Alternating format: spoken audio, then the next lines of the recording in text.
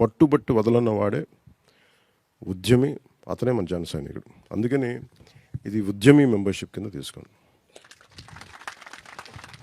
అలాగే ఉద్యమి అంటే it is a neutral gender, అది ఆడవారికి మగవారికి ఒకటే. అది ఉద్యమి. అందుకని మీరు అది ఆ ఉద్యమి అనేది it can be applied for both male and female. So దీన్ని దృష్టిలో పెట్టుకోండి.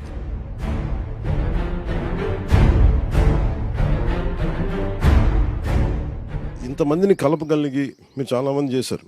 ఒక్కొక్కరు 1000 మెంబర్షిప్లు, కొంతమంది 5000 మంది. ఒకసారి ఒక నాయకులు వచ్చేసి మేము చేసామంటే నాకు ఎవరైతే పని చేస్తా నాకు వాళ్ళు తెలియట్లా, నేను వదిలేస్తున్నాను. సో నేను కనీసం దానికి ఎలా పెట్టాలి వీళ్ళకి అంటే సరిపోవట్లేదు. అంటే నాకేం చాలాసార్లు ఏమనిపించింది, మీకు కూడా ఇదే వినిపించుండాలి.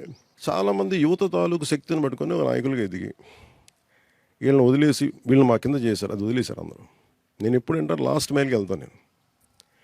సో నాకేమనిపించింది, అసలు ఇలా పనిచేసే వాళ్ళకి ఒక ప్రత్యేకమైన ఒక గుర్తింపు ఇస్తే తప్ప